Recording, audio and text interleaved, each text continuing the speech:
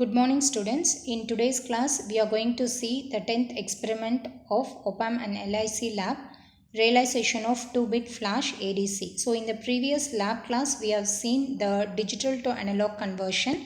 Now we are going to see analog to digital conversion. So both are important. Suppose if we wanted to transmit, if we wanted to do any programming, the computer or the controller can can understand only the digital language, that is it can understand only the binary language. So whatever we are giving, it will be in the form of analog. So to be understandable by the computer and the controller, we need to convert that analog data to the digital data. Here many conversion systems are available. In this experiment we are going to realize it 2-bit flash ADC by means of an op-amp.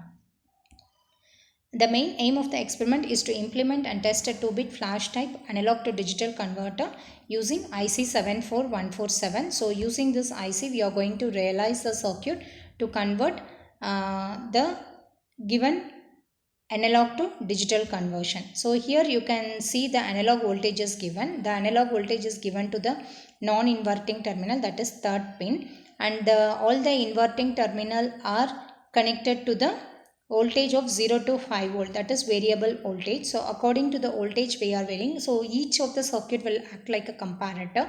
So this output is connected to I1, I2, I3, and here we will be having a LSB and MSB. According to the input whatever we are getting, here the output will be available. So here you can see comparator output.